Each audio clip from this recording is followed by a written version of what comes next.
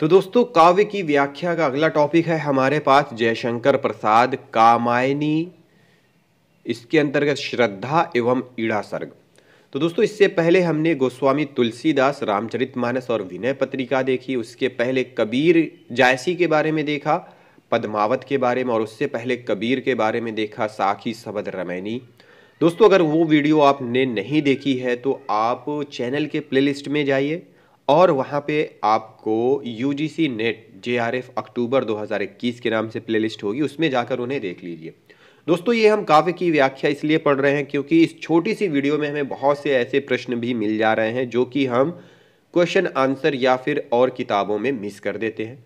तो ये पढ़ना इसलिए ज़रूरी है ताकि वो क्वेश्चन हमसे परीक्षा में ना छूटे।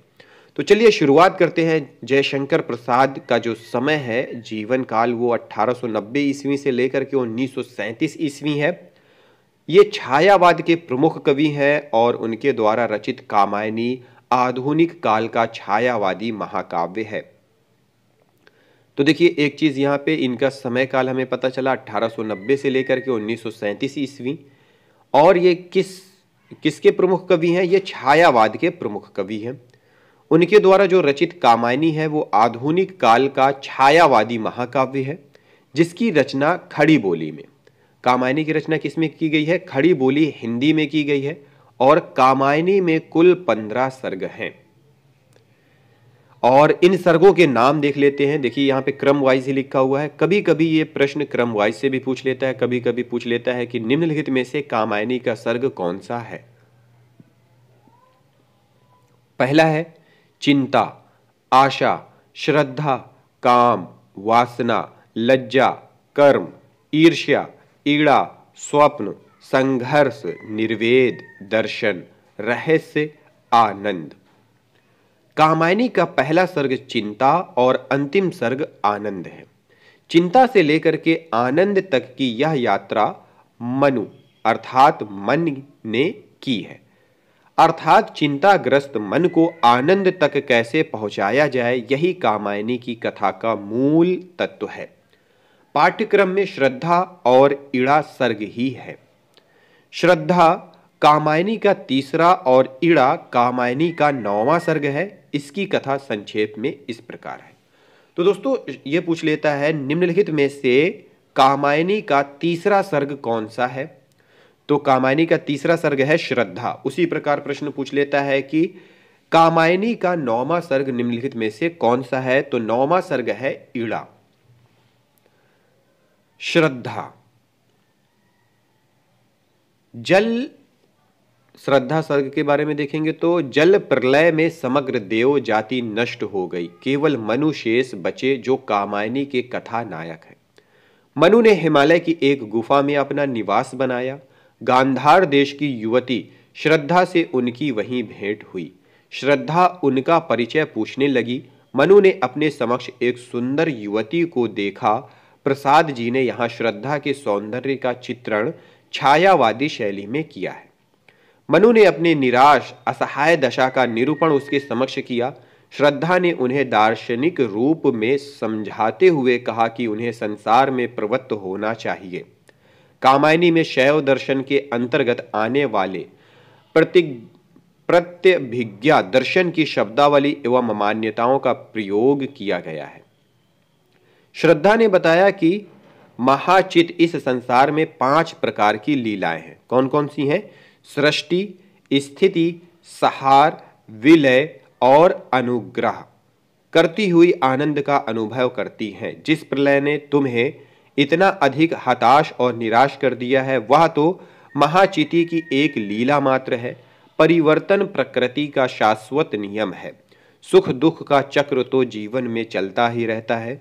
मनु ने श्रद्धा से कहा कि आपकी वाणी से मन में उत्साह की तरंगें तो उत्पन्न हो रही है, किंतु जीवन का अंतिम परिणय तो निराशा ही है। श्रद्धा ने कहा कि देव सृष्टि नष्ट हो चुकी है, अतः हम दोनों को मिलकर नवीन मानव सृष्टि का विकास करना चाहिए। काम जीवन में मंगल विधान करने वाली शक्ति है, उससे पलायन करना ठीक नहीं। मैं अपने हृदय के समस्त कोमल भाव आपको समर्पित कर रही हूँ और यह कामना करती हूँ कि हमारे द्वारा विकसित मानव सृष्टि संसार में पूर्ण सफलता प्राप्त करेंगे। कामायनी काम गोत्रजा है। श्रद्धा का ही दूसरा नाम कामायनी है। वही इस महाकाव्य की नायिका है। कामायनी के 3 प्रमुख पात्र हैं। कामायनी के बारे में यहाँ पे बात हो रही है, ठीक है। काम गोत्रजा, श्रद्धा का ही दूसरा नाम क्या है? कामायनी है। वही इस महाकाव्य की नायिका है। कामायनी के 3 प्रमुख पात्र हैं। कौन है? श्रद्धा, इड़ा, मनु, जो क्रमशः श्रद्धा हृदय, इड़ा बुद्धि और मनु मन के प्रतीक हैं। श्रद्धा सर्ग में सौंदर्य चित्रण, छायावादी नारी भावना एवं कामायनी का दर्शन प्रमुख रूप से अभिव्यक्त हुआ है। छायावादी भाव शिल्प की दृष्टि से भी यह बेजोड़ है। अब दूसरा सर्ग है कौन सा? इड़ा सर्ग। इड़ा सर्ग कामायनी का 9वां सर्ग है। इड़ा सारस्वत प्रदेश की रानी थी। कौन थी? सारस्वत प्रदेश की रानी थी। मनु ने श्रद्धा के साथ अपनी गृहस्थी बसाई। वह गर्भवती हो चुकी थी। मनु मृगया, जानवरों का शिकार करते थे, किंतु श्रद्धा को यह अच्छा नहीं लगता था। वह उन्हें रोकने का प्रयास करती थी। इसीलिए मनु एक दिन श्रद्धा से रूठकर गृह त्याग कर भटकते हुए सारस्वत प्रदेश पहुंचे। सारस्वत नगर देव संस्कृति का केंद्र था, जो जल प्रलय में उजड़ चुका था। वहां की रानी इड़ा थी। सारस्वत नदी के किनारे ही देवासुर संग्राम हुआ करता था और असुरों को देवताओं ने यहीं पराजित कर वृत्तासुर का वध किया था। देव जाति स्वयं को सर्वोपरि मानती थी। मनु को अब अपनी भूल पर पश्चाताप हो रहा था कि वे अपनी बसी बसाई गृहस्थी और श्रद्धा को छोड़कर क्यों चले आए। वे सो गए और स्वप्न में उन्हें काम की शाप ध्वनि सुनाई पड़ी कि जिस श्रद्धा ने तुम्हें सर्वस्व अर्पित किया उसी का त्याग तुमने कर दिया। तुम्हारा प्रजातंत्र द्वंद्व एवं भेदभाव से भरा रहेगा। सवेरा होने पर मनु को अपने समक्ष एक सुंदर युवती इड़ा दिखाई दी। उसने मनु को अपना परिचय देकर कहा कि तुम उस उजड़े सारस्वत प्रदेश को समृद्ध बनाओ। इड़ा की वाणी से मनु को नवीन स्फूर्ति प्राप्त हुई और उन्होंने उसकी बात स्वीकार कर ली। इड़ा बुद्धि का प्रतीक है। यह अंतर्द्वंद्व प्रधान सर्ग है। श्रद्धा विहीन मन, मनु भटकता फिरता है और अंत में बुद्धि इड़ा का आश्रय लेता है, पर उसे आनंद की प्राप्ति नहीं होती। इड़ा सर्ग में सुरों एवं असुरों की विचारधारा के द्वंद्व का चित्रण है, साथ ही इड़ा के सौंदर्य का भी चित्रण है। प्राची में फैला मधुर राग, जिसके मंडल में एक कमल खिल उठा सुनहला भर पराग, उस रम्य फलक पर नवल चित्र सी प्रकट हुई सुंदर बाला। अर्थात प्रातः काल से पूर्व दिशा में उषा की मधुर लालिमा आकाश में फैल गई और उसमें सूर्योदय हुआ।